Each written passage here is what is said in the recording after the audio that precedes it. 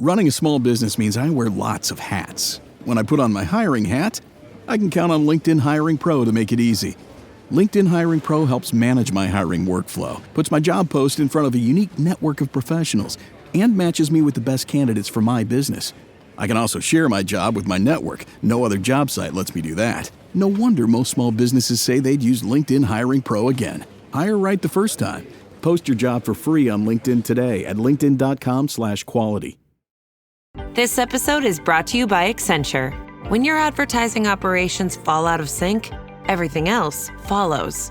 Spotify and Accenture are working together to reinvent the rhythm of ad sales, using automation, analytics, and smarter workflows to simplify campaign delivery and access better data across the business. The result?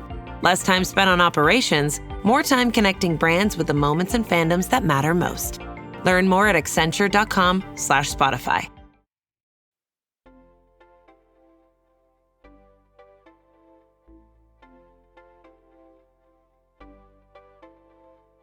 Hello, everyone, and welcome to Nerding Out on Neurodiversity, the podcast for all things neurodivergence. I'm Dr. Matt Zakreski, clinical psychologist and professional speaker, and I'm happy to be your host through the wild trails of the neurodivergent world. And I'm Jake Noonan, educational coach and humanities teacher, your co-host and producer, and I'm thrilled to help share the stories and the experiences of wonderful people in the world of neurodiversity.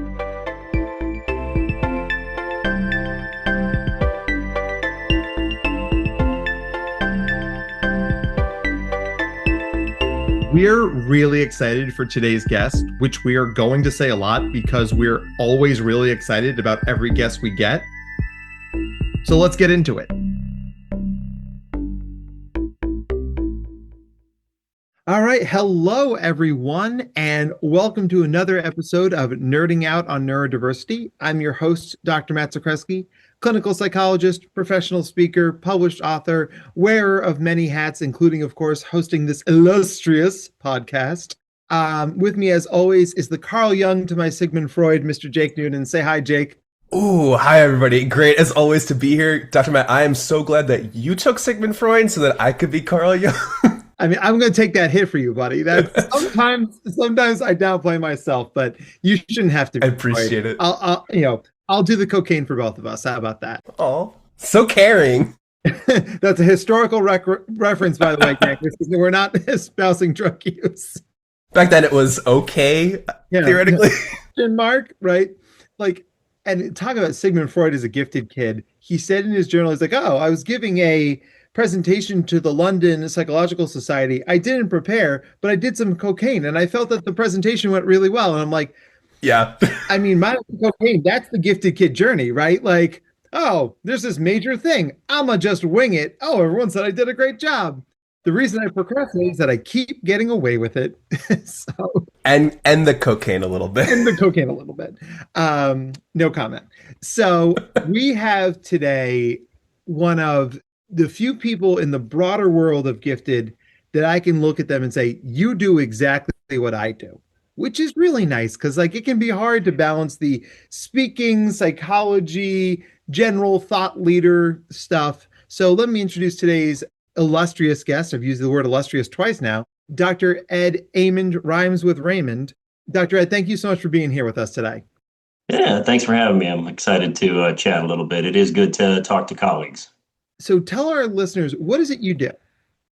Well, I do a little bit of everything as you mentioned. I have my own private practice here in Lexington, Kentucky, the Amond Group. We serve gifted, twice exceptional, other neurodivergent kids, families. I do see some adults as well. We do evaluations and therapy. We do educational consultations. I do presenting as well. So our practice here in Lexington is kind of small. There's just a couple of psychologists. We have a couple of consultants as well, but we small but mighty, I guess. Anything involving you would obviously be mighty. I mean, but yeah, we have a nice little practice here, and like I said, we do evaluations of all sorts: ADHD evaluations, learning disability evaluations, gifted evaluations, twice exceptional evaluations. And then I do quite a bit of therapy or counseling for our gifted kids who are struggling for one reason or another.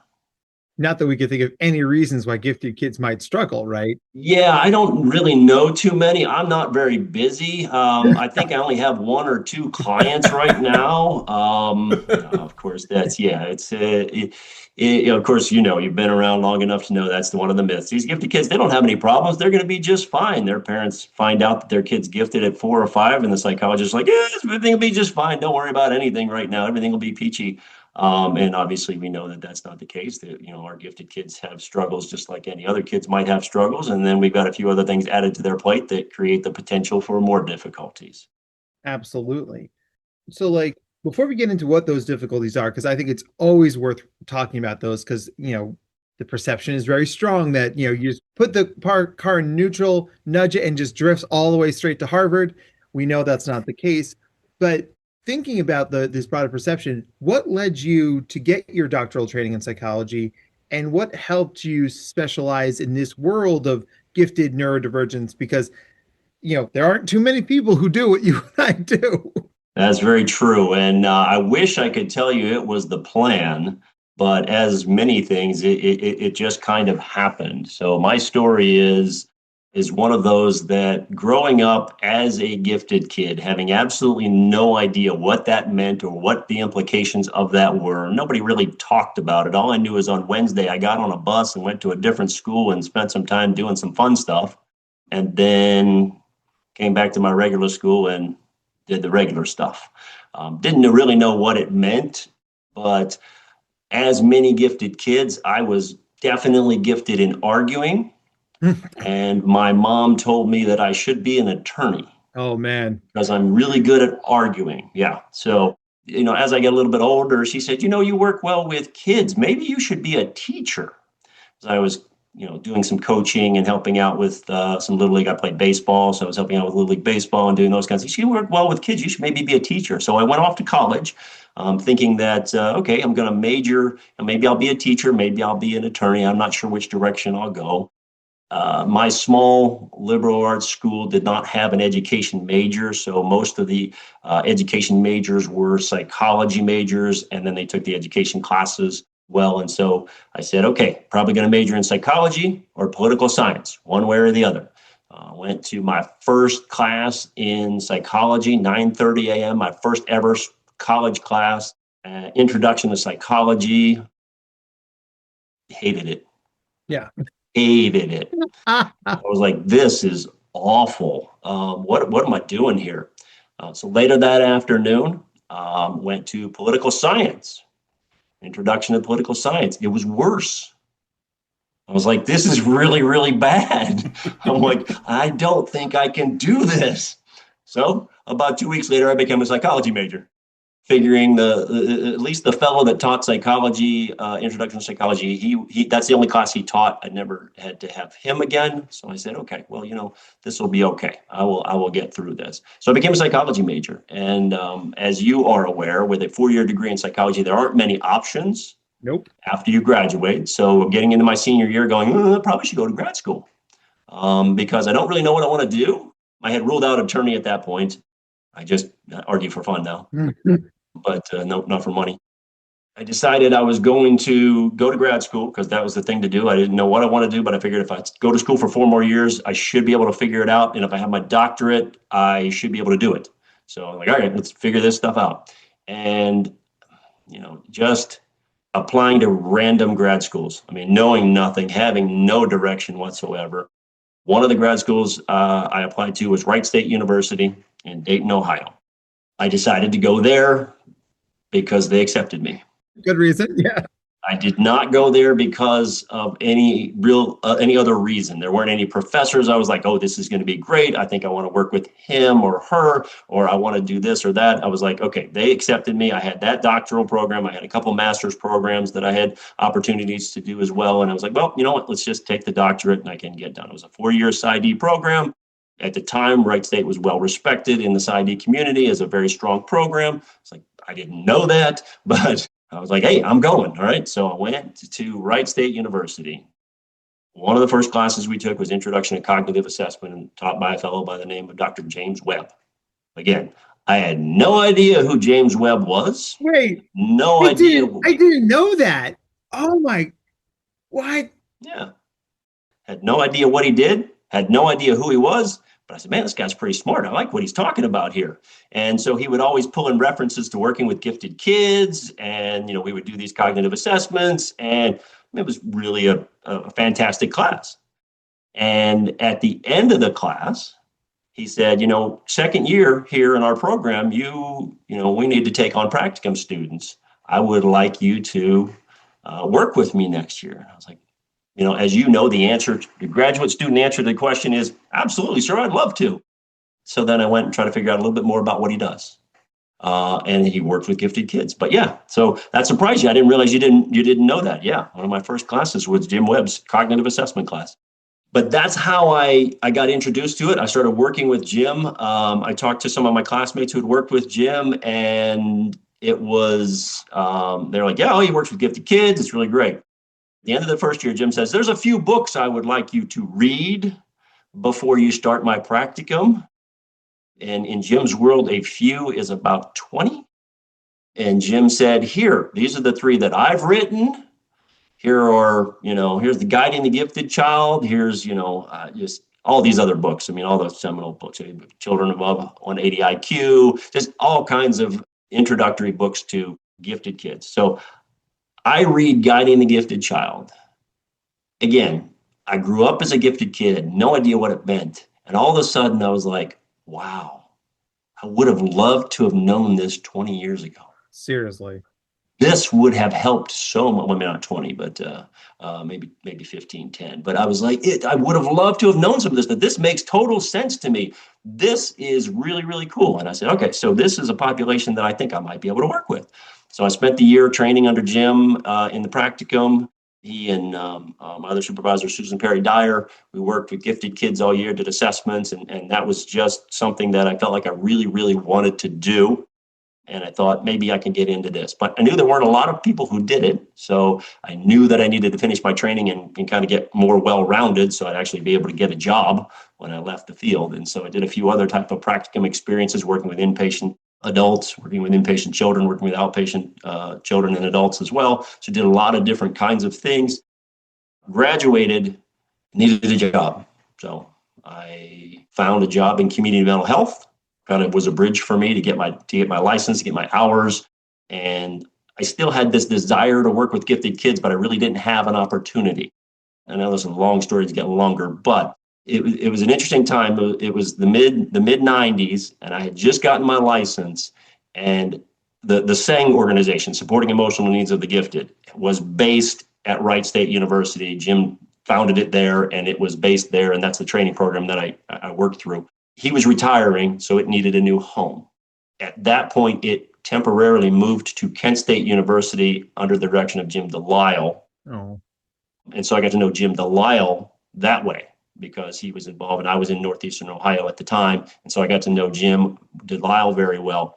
And it was Jim Delisle and Jim Webb and Sylvia Rim, who now you know those 3 names, and you know that they don't always agree on everything. They have very different views of things. So what's amazing to me is the 3 of them got together at NAGC, and they are the reason that I got back into working with gifted kids. After I got my license, finished my postdoctoral hours, Sylvia needed a psychologist to work with her. Jim Delisle knew that. Jim Webb knew I was looking for a job. The 3 of them somehow ran into each other at NAGC. My name came up. I was hired about 6 weeks later working for Sylvia in Cleveland, Ohio. That's how I really got my foot in the door into working with gifted kids again. So I worked with Sylvia for a couple of years. I moved to Kentucky. That's where I learned to work. When I moved to Kentucky, I couldn't just, set out a shingle and open my own practice yet. Didn't have the opportunity to do that. So I joined a private practice, and I did a lot of school assessments, and we worked with a lot of learning disabilities. We worked with a lot of mild mental disabilities. And that was what really gave me the perspective on twice exceptional kids, learning what learning disabilities really look like. I did, hundreds of evaluations of kids with learning disabilities. And so seeing that and then pulling that into the world of gifted with the twice exceptional. So that's how I got there. And I worked with Sylvia. And then once I was down here in Kentucky, I had established myself enough, I left that practice and started my own practice, which at the time we called Amen Psychological Services. A fine name, but nobody can spell psychological. we were getting a lot of questions from the bank about the checks that were coming in. So we decided to change our name to the Amen Group. It's a little bit more simple. So that's kind of the long story of how I got back into Gifted.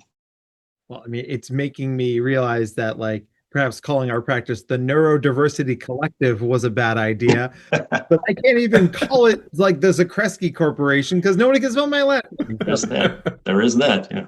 Jake Noonan is very simple. Jake, how do you feel if we just reincorporated under your name, buddy? Go for it.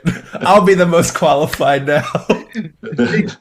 No, you got to go with the alliteration. The Noonan Neuro Collective. Ooh. The Neuro Noonan. I don't know. Hello, Noonan. Yeah, we'll spitball that. That's maybe for the next stakeholders meeting. You guys, like probably those of you who are listening to this podcast, you may be familiar with some of these names. You may not be, but like everybody Ed just mentioned is on the Mount Rushmore of like people who do this work. I mean, Jim Webb was, instrumental in setting up this, supporting the emotional needs of the gifted, the other big gifted conference every year. I was lucky enough to meet Jim right before he passed away. And he was one of those people who could look at you and you were like the only person that existed in that moment. And we were all filming like little video spots for the conference. And I was a little nervous because I was like, look at the other people in this room. Like Nick Colangelo's here, right? Like there's Del Siegel, he's over there. Like I was like, why am I here? Why am I here? Plucker was doing his thing.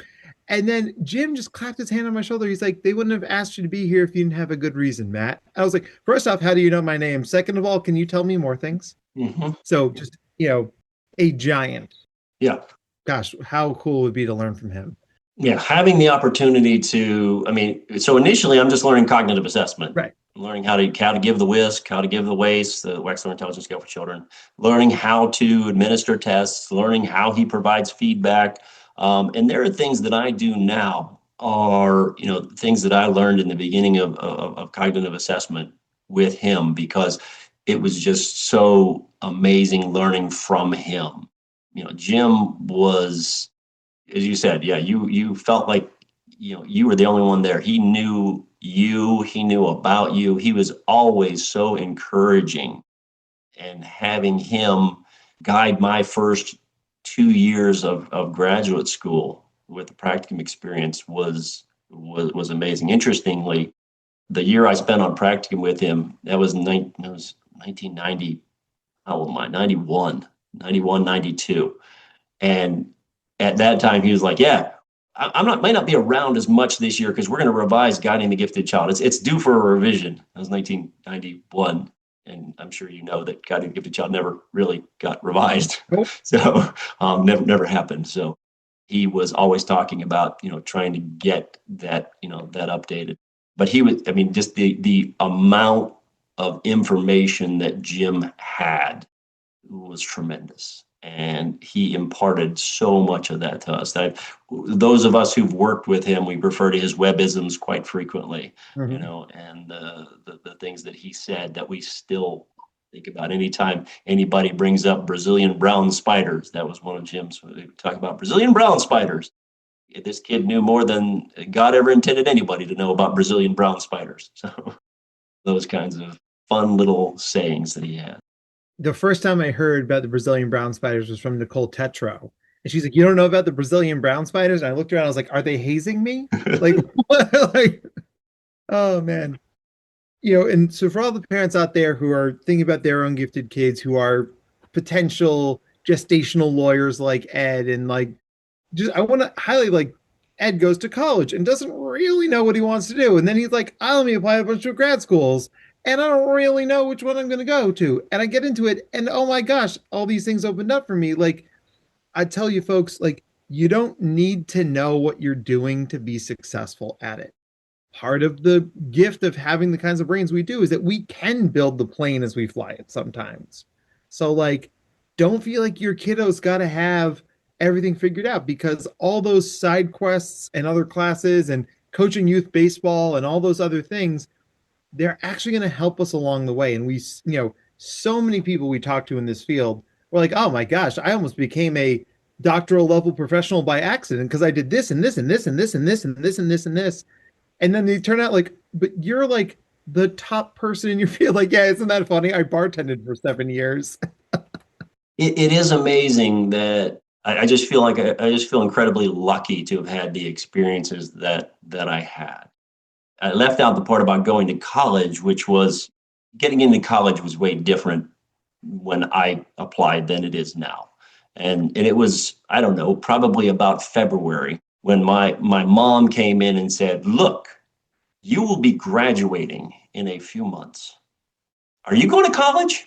Yeah, that's what I'm thinking. Okay.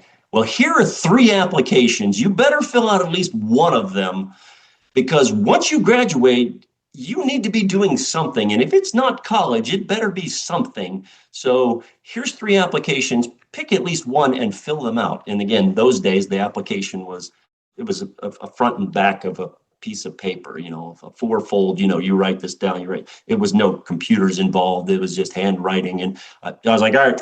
So I applied to 3 colleges. I was accepted to 3 colleges. I wasn't applying to Harvard and Yale because I didn't even know what Harvard and Yale were. I was applying to, St. Vincent College. That's where I ended up going. I applied to Frostburg State University because they had a good baseball team. Yep. And an awesome name, I'm just saying. Yeah.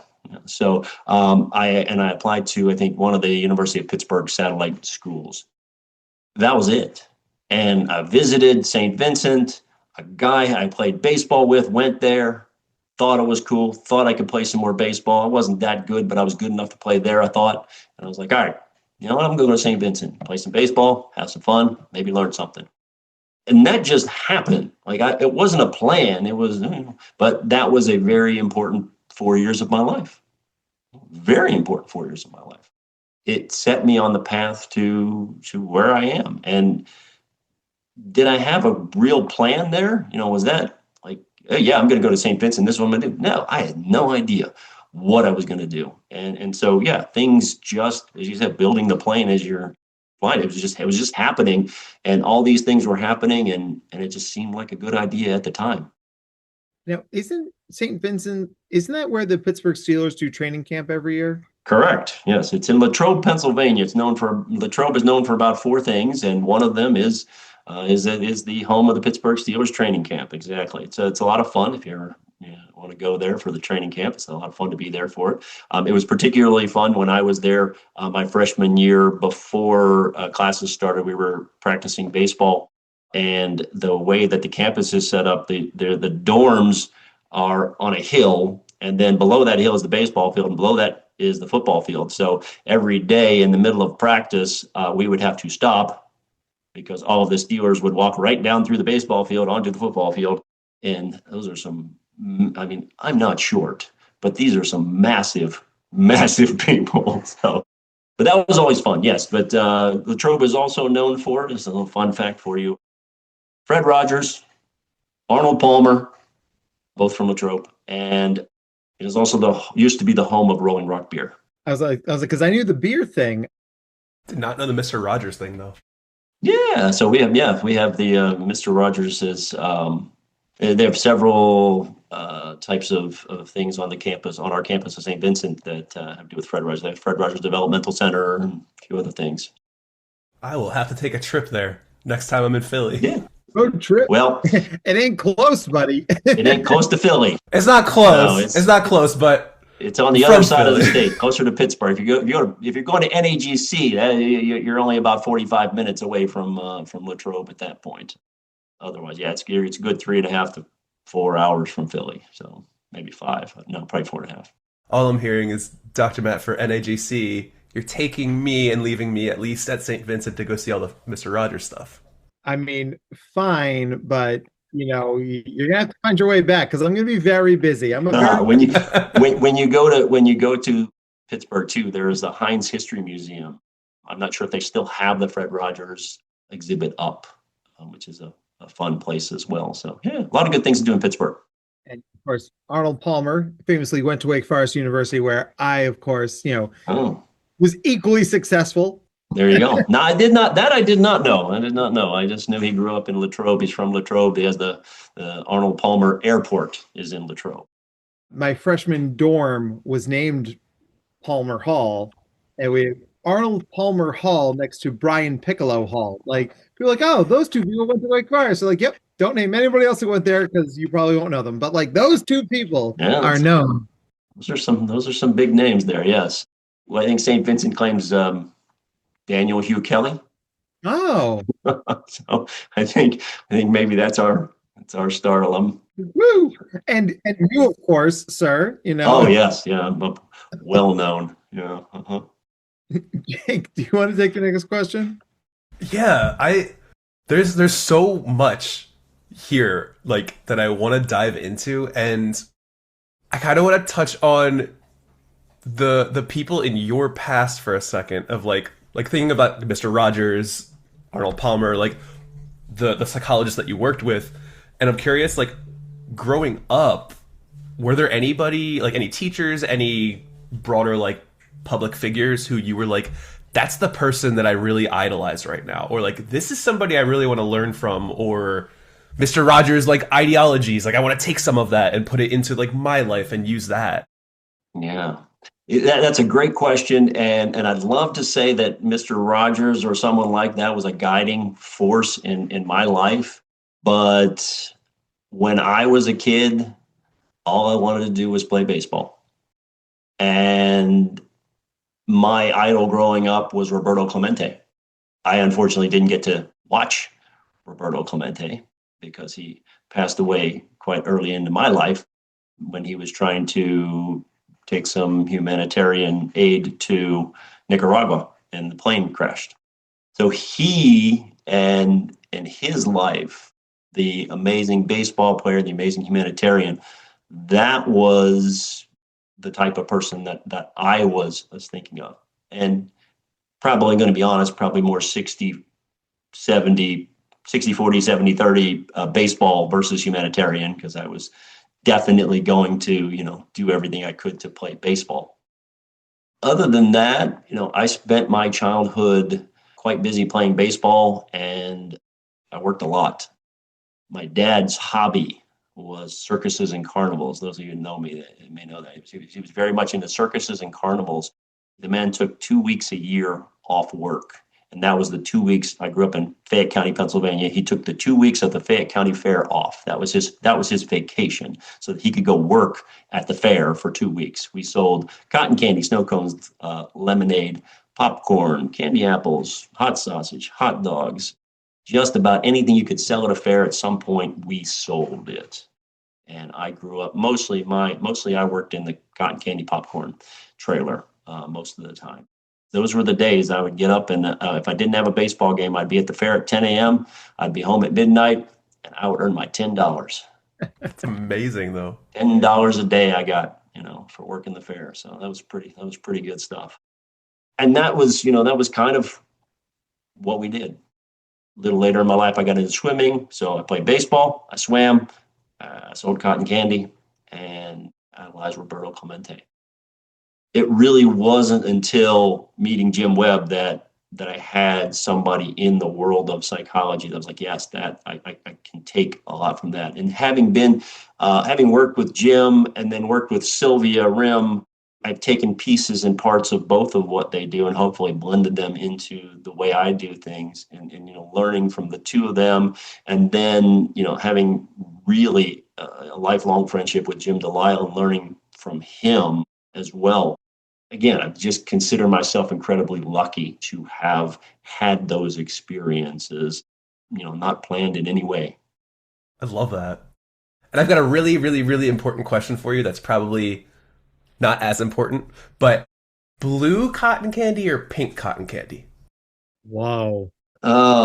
So I will say this. Okay, so I go with pink. Okay. We made more pink, but now here's the thing. My dad nerds out about circus stuff, right? Okay, so you may or may not know that there are flavors of cotton candy.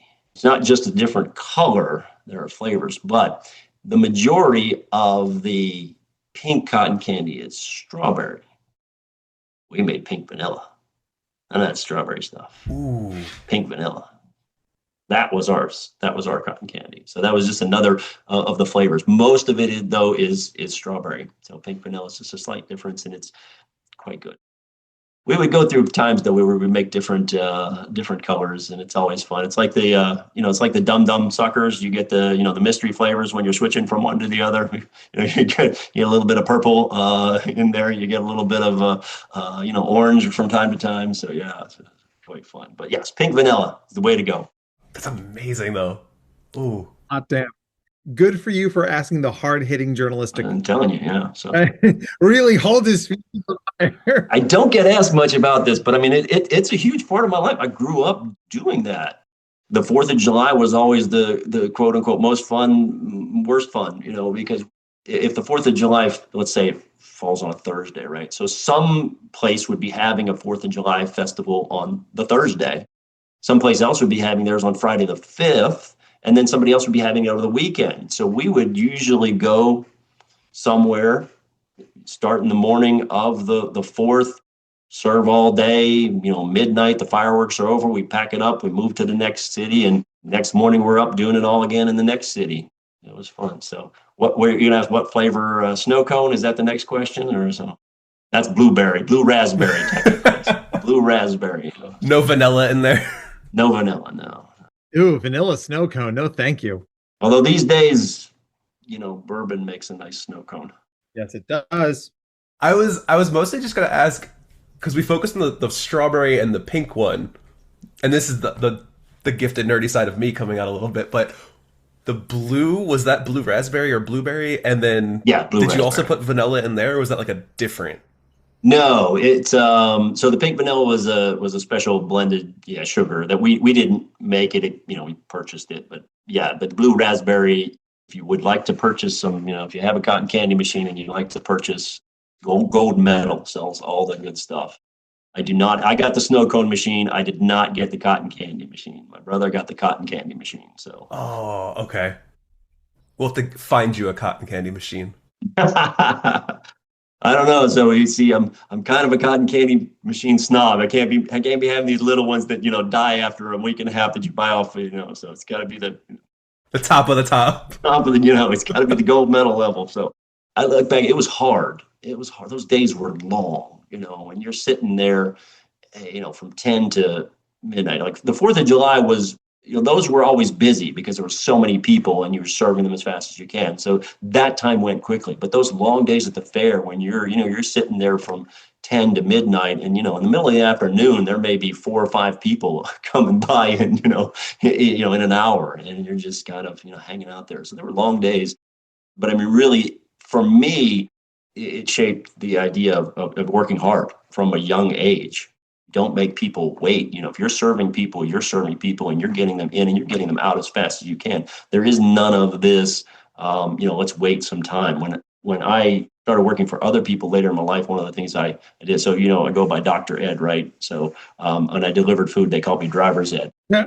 I was delivering food for a hoagie shop in my small town. And so somebody would call an order in. Like there was nothing else going on in the shop at the time. So, I put the order up and the guy's supposed to just, cook it and I take it and 5 minutes later I'm done. And I put the order up and he wouldn't start making the sandwich.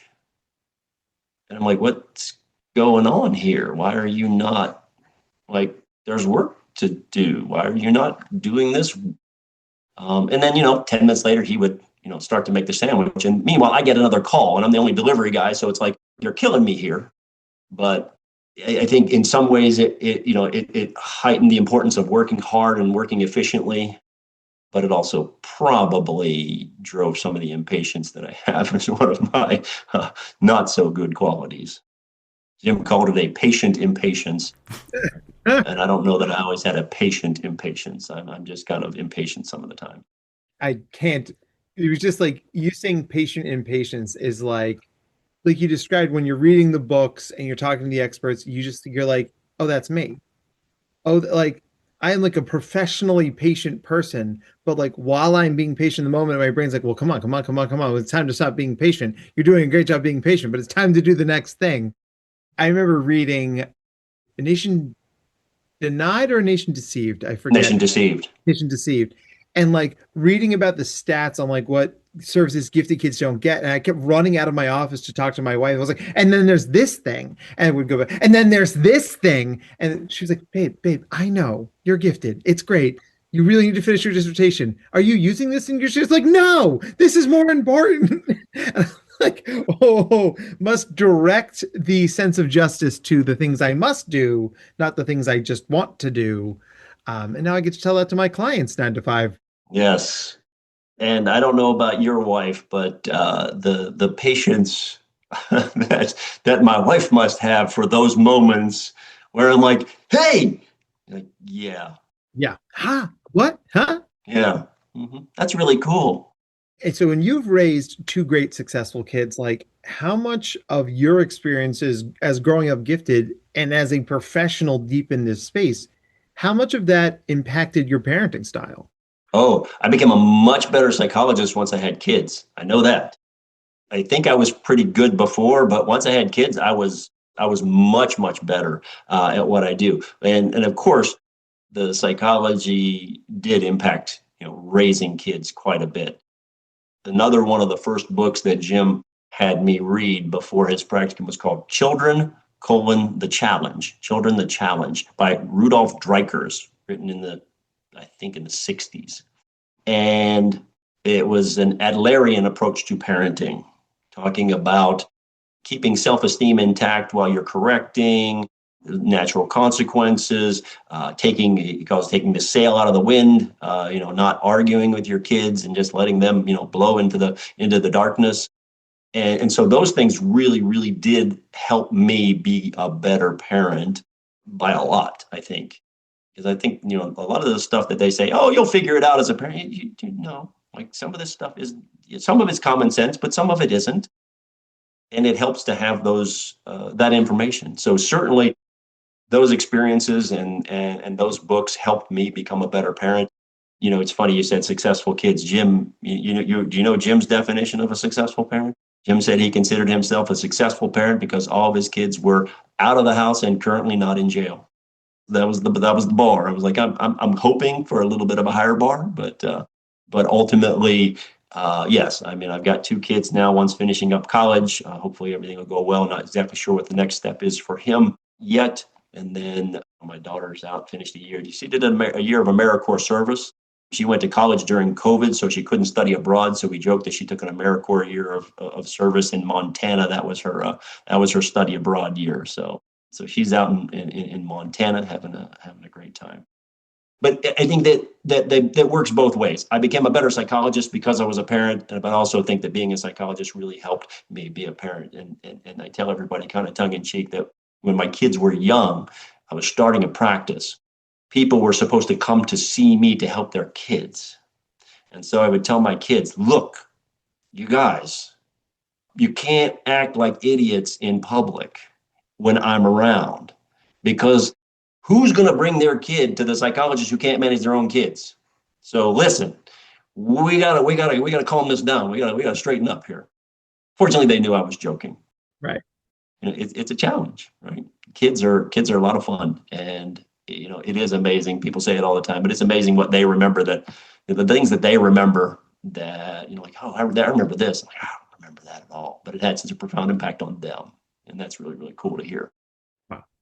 Oh my gosh. Now, what I'm going to do now, listeners, is I'm going to tell a little bit of a story. I'm going to queue up my next question for Dr. Ed. Do you have to pay attention to the story to get the question? No, I'm just kidding. It's going to be on the test. No, as you guys know, I'm lucky that I get to do a lot of professional speaking. And the first really big, in fact, it was the first keynote I ever got, and I don't think they were aware of this at the time, which worked very well for me, was for the European Council on High Ability. So it's a biannual conference out in Europe. This year it was in Den Haag, the Netherlands. And they had reached out and said, okay, we want you to come out. We want you to be a part of this conference. We want you to do all this stuff. And people were, flying out from all over to be a part of this. But the vast majority of these people are professors, people who have grad students who can take over their jobs or have sick time or benefits. And then there's me, a private practicing psychologist, going like, can I afford to miss a week of work? And how much can I ask for so that like those numbers balance out? And I was talking about this to our colleague Emily Kircher Morris, who was like, you know who you need to talk to? Ed Amond. And I was like, I don't know Ed at all. I mean, obviously I've seen his name, keynote speech by, right? But I reached out to you via email and you're like, yeah, let's set up a time to talk. And you were driving to your son's soccer game and you gave me an hour of your time. And I was so nervous, I folded every piece of laundry in our home because, I was like, got to do something with my hands. And I don't know if you remember that. I do. But it was a seminal moment for me because it was like, not only was it great to make that connection because we have that other piece of what we do together, but also like, I just felt so seen, right? Like that these were okay questions to ask and somebody understood them. This is a long run. First off, it's an opportunity to very publicly say thank you. And that means a lot to me. So I probably would have said yes anyway, but talking to you helped me say yes from a place of confidence. Not just like, oh yeah, I'll take like 2 Snickers bars and a cup of coffee. Okay. Mhm. But like, because we started talking about Jim Webb, what do things like legacy mean to you, Ed? Like what is that when you think about those moments that you're going to remember? What's that all about for you? So for me, really, in the space that I occupy here in the office, I work, every client that comes in the office is a subject pool of one, like an N of one coming in. And that's where I try to focus what I do on making the biggest difference in that moment. As a psychologist, we don't always know whether or how much we're helping in certain situations. I have families come in and do for an evaluation, and I'll do an evaluation and I'll provide them with the recommendations. I'll say, I'm here if you have questions. Here's your report. Let me know what I can do to help. And then it goes out into the void. I hear nothing. And I like to think that no news is good news. But every once in a while, I get an email and saying, hey, just wanted to let you know, this was really helpful. Or, maybe 10 years later, I'll get a phone call. You evaluated me, when I was 12 and I'm struggling now. I need to talk to somebody. Can I come in? And those are the kinds of things that, to me, make me feel like I'm doing a good job. And that's what I'm trying to do. When I look at Jim Webb's life and the legacy that he had and looking back over it, I don't think, oh gosh, I hope people think of me in the same way that they think of him, because I'm not him and I don't want to be. And I didn't do all the things that Jim did in the way that he did. But I hope that the folks that I have worked with, the folks that have known me, that I have touched them. I have a little poem that may be behind me or it's somewhere in the office here. It says, my life shall touch a dozen lives before this day is done, leave countless marks for good or ill ere sets the evening sun. So this the wish I always wish, the prayer I ever pray, may my life help others' lives it touches by the way. And that's what I think about when I do what I do. And I hope that I'm helping. That's the way I like to be remembered. Talking with you this much, I feel like I can guarantee that you probably will be remembered, and all the people that you see and all of the people that you touch in their lives, like, I could see it. Yeah, thank you. Thank you. And we all share in lifting each other up and lifting the people up. Like all the people I've helped, you were a big part of my journey. So like you get however much credit for that. And Jim Webb impacted both of our lives. And Jim Delisle was like he keynoted for the Pennsylvania Gifted Association when I wasn't even on their board yet. I was just there.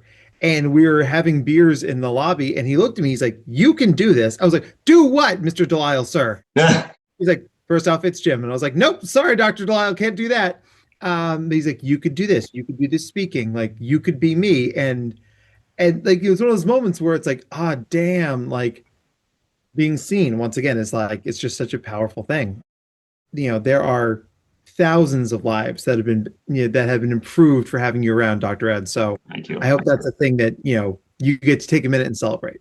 Thank you. I appreciate that. It is so important to talk to people who are doing what you do. I mean, just like you, somebody said to me, okay, this was when I was early in my career, the guy who was actually helping me, with my finances. He's like, who's doing what you want to do?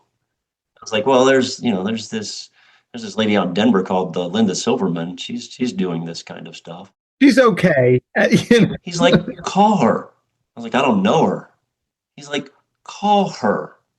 She's doing what you want to do. People do what they do because they love doing what they do. They like to talk about it. She will talk to you. I called Jim Webb first and said, would it be okay if I called her? He said, yes, you can call her. So, and I joked in the beginning when I opened up my practice, I should have put my tagline should have been, I'm closer than Denver. Come see me, I'm closer than Denver. That's where Linda is. We were doing, similar type of work. And so we're talking about, advice for parents of gifted kids. Look, let your kids talk to the people who are doing what they think they want to do. It is so important. I get calls probably about once a quarter from a psychology major who says, hey, I'm thinking about being a psychologist. Can I come talk to you? Yeah, fine, no problem. Let's talk. And I will punctuate this with my favorite story about this. A little guy came into my office, 7th grader. Mom was a dentist. He was determined to become a farrier. Now, I had just moved to Kentucky. I did not even know what a farrier was. All right. You don't know what a farrier is? No idea. Horseshoes. A farrier is a blacksmith who works with horses. They shoe horses. They do metal work for horses, right? I had no idea. So he's telling me about this and telling me he wants to be a farrier. And I'm like, well, this sounds awesome. And this is what you want to do. Like, at this point, like so many kids have no idea. I mean, we make our kids in 9th grade, pick an academy at high school. You have to follow this path or that path. They have no idea. Like when I was in 9th grade, we had to do a career study. We had to pick 3 careers we might want to do. I remember one of the 3 careers I picked because I knew at that point I never wanted to be an FBI agent. That was one of the careers I picked. I'm going to guess the other 2 were lawyer and psychologist, but I have no idea. I don't remember those 2. I just remember I didn't want to be an FBI agent. The farrier story. So the kid comes and wants to be a farrier. 2 weeks later, I learned I have a colleague whose son is a farrier. I was like, this is amazing. Can he spend a day with your son? She's like, absolutely. Set up a day. I'm like feeling like psychologist, like I'm doing good. He goes out, he comes back. I'm like, how was it? He goes, I want to be a dentist. He's like, I'm not doing that. He said, that was awful. He said, it looks like so much fun, but that was awful. That's like, I don't want to do that. I've seen what my mom does. I think I can do that. Don't think I like it, but I think I can do that. I don't think I can do that for my whole life. I was like, fair enough. So that's why it's important, to spend a day with people who are doing the things you think you want to do, because you could be right or you could be very, very wrong.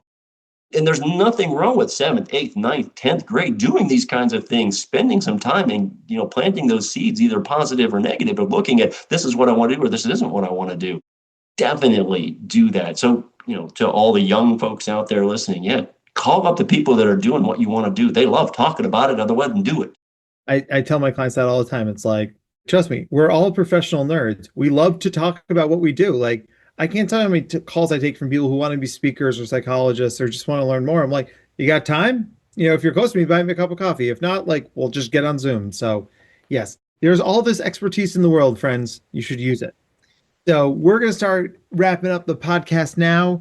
Jake, you want to take our first wrap-up question? Because I definitely do. Yeah. I definitely do. And I also, before I even ask it, I want to highlight something that Dr. Ed said earlier when he was talking about sandwiches. He said the word hoagie, and I'm so proud that you said hoagie and not sub or hero or grinder or something, because we're a very small pocket of people who say hoagie. So I'm glad that it's spreading outwards to other places in the country. Oh no! Well, I grew up in Pennsylvania, so I grew up in Southwest Pennsylvania, and yes, we always had hoagies. One year, I came back after I was out of graduate school, and so I was a young adult at the time, and family. We went, of course, where did we go? To the Fayette County Fair, right? And, they have all kinds of different things. And so, so I said to my mom, I said, oh, they have gyros over there. I'm going to go get a gyro. I said, do you want one? She said, no, I don't want that. I come back with a gyro, and she said, you didn't tell me you were going to get a gyro. She said, I thought you said hero. Speaking of sandwiches, she said, I thought you said you were going to hero, and I didn't want a hero. So yes, that's Pennsylvania. Yes, it was a gyro where I grew up. So it's kind of like we live in Kentucky now, though. We have Versailles. Not Versailles. Never Versailles. Notre Dame. We have Athens as well. So oh God. We got Paris and London right, though. We got Paris and London right. Love it. But from that, my question for you, and you can't pick that one. My question for you is, what's your favorite word and why? My favorite word. Well, I don't know if I've ever asked that question. My favorite word. I'm going to have to think about that one for a minute. What is my favorite word? I don't know that I have a favorite word. I do like to make fun of words and pronounce things incorrectly some of the time and just be a dork about things some of the time. So what's one of your favorite words to make fun of then? Yeah, so I don't have a strong vocabulary, but I have a strong vocabulary. I don't know. That's a really interesting question. I don't know, but yeah, I think that, for me, it's making fun of words and, just having fun with words and language is fun. So I don't know that I have a favorite word. I'll have to think about it. I'll email you if I think, I'll have to think, what word do I use a lot? The hardest question we ask. Yeah. Gifted's my favorite word. Nailed it. Right? There you go. Yeah, that's my favorite word in the whole world. It means so many different things to so many different people. Oh, no, I don't know. He landed the plane at Arnold Palmer Regional Airport in Latrobe, Pennsylvania, and then had a gyro, hoagies forever. A gyro. It's the only thing I brought back to New Jersey from living in Pennsylvania. It's like, I was like, you want a sub? I was like, you mean a hoagie? I can't. Never a sub. Always hoagie. Hoagie. Yeah, absolutely. You got to get that Philadelphia the hoagie, not the hoagie. Well, I guess if we're going dialect, it must probably my favorite word is downtown. We wait till I get back to Pittsburgh this fall. I'll be sounding like a yinzer over there. Oh yeah, real yinzers out there. Oh, wow. It'll come right back. It'll come right back. You ain't kidding. So it's a little slippy out there. Be careful. Oh man, I cannot wait. All right, Ed, my question's a little bit different. If you could pick one superhero to have on speed dial, who would it be and why? One superhero on speed dial. Jim Webb. Love it. Yeah. Yeah. There are not many days that go by that I don't think, boy, I'd be curious to get Jim's take on this. Jim and I talked so very often after I finished graduate school. We did so many things together. If we're going in the world of our world, it would be him. If we're going into the mythical world, again, I'll have to think about that. I don't know. You got me. You guys stumped me with these questions. You should have given them to me in advance. Let me think about this stuff. I don't know who I would want to, maybe if you put Harry Potter in the go for it. In the superhero realm, perhaps that would be a fine thing. I could, for example, fix the glass that I knocked over this morning and broke. All kinds of things like that. So it's definitely our first Jim Webb, and I think that's our first Harry Potter too. So I'm it is accepting both of those. Okay, there you go. I passed the test. Yes, absolutely. A+, because that's all that matters is getting that A. I don't have to learn anything in the process. I just want the A. Yep. You need to move it along patiently and patient, right? Jim would be very proud of you. And both Jims, frankly. But seriously, Ed, it's such a pleasure to talk to you. Do you have any parting words of wisdom for our audience? So yeah, of course I was joking about, the A, and that is something that I think a lot of our gifted kids, if we're talking about advice for gifted kids, a lot of our gifted kids are so concerned about that result. They're so concerned about, did I get 100%? Did I get this? And I think that the earlier we help kids learn, it's about the process. It is not about the product. It is about the effort and the time, and not about the results until the results do matter. Yes, at some point in life, every time I say that, somebody says, well, results matter. Yes, of course, eventually in adulthood, adult results matter. But when you're in 3rd and 4th and 5th and 6th and 7th grade, the results don't matter. It's about learning the process and how to learn and being that process oriented and figuring out how to get there when you need to get there later on in the world. Yes, when you're in high school, results do matter, but you've got to learn how to get there so that when the time comes, the results get there. And that, I think, is something so important. We tend to not focus on the on the process as much. We tend to focus on, did I get it just right? Instead of, did I learn enough in this process? Did I go there? And I think that my college life, highlighted that. I was all about getting the A's. Did I learn much? I learned a little bit, but then I was in graduate school and working with Jim Webb, where I realized, oh God, I don't know anything. And I have to learn how to do a lot of things. I've just gotten there. I need to figure out how I got there so I can replicate this process, and I can figure out how to do it again and again. And I think that's something that is really, really important that we don't always focus on. Well, that's a great thing to wrap up on. So many good lessons.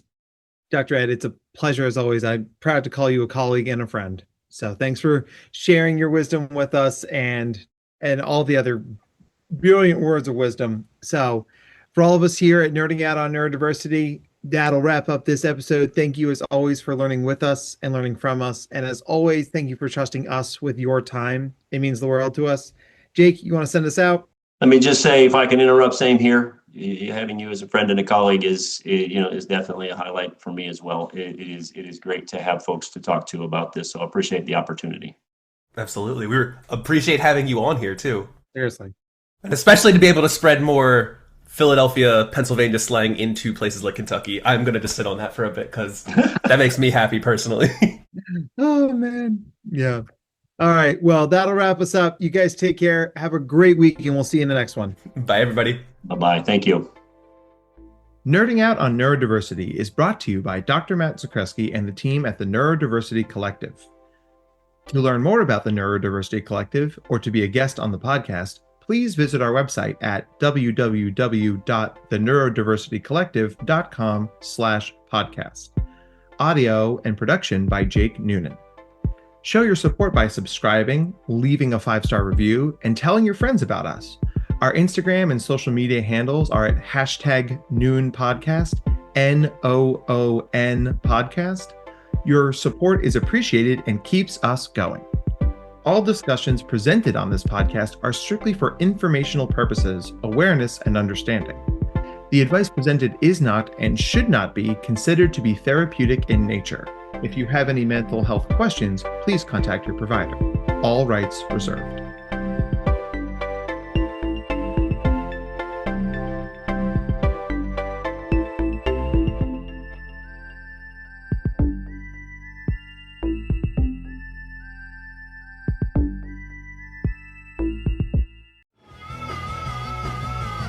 You're listening to the Geekscape Network.